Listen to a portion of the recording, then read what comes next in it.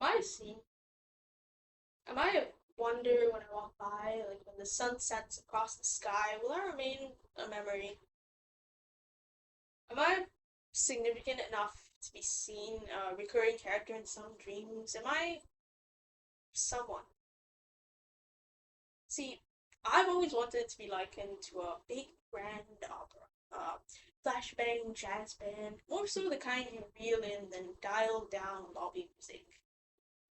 Like one of a kind, prodigal mind, leave a mark so prominent its legacy carries on in gold nameplates and pretentious biographies and signed ink from finger painting to craft making to dance lessons and singing, great and new interests and demands to the Yamaha piano that sits in the living room, turned silent from the dust that settled over its mouth. Because maybe it takes a 6-year-old to start dreaming and 9 years to stop trying. Sing song of sympathy that followed. My God, did it really take that little to break you down? Shame, a real shame. You should try a little bit harder. Shame, a real tragedy. Just a little bit farther. Tragedy.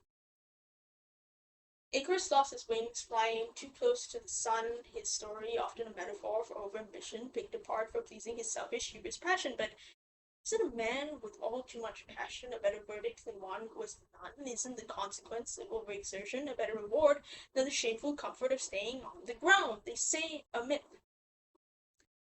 is a handheld belief, a result of old hopes and dreams, the regrets, the I wishes, failures, and expectations, like perpetually overachieving cousins, and stories of all students who got a little farther, cared a little longer, stayed stronger, took more than they ever had to bother, and I've got no choice but to nod and believe them, because I've draped his wings over my person and climbed my flight to the sun.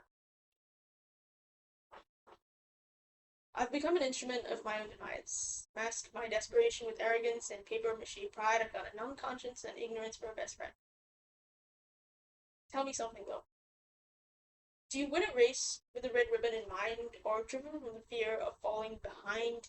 Does a bird learn to fly because it's afraid the ground, keeps its head up, sees only the sky, stripped thin from the friction, but it still can't bear to look down? Maybe that's what it means to dream, to want big things, pride, wine, undefined drive, pay winds, spirit metal around your halo ring, because you grow to love the fear of failure, but I'm a coward.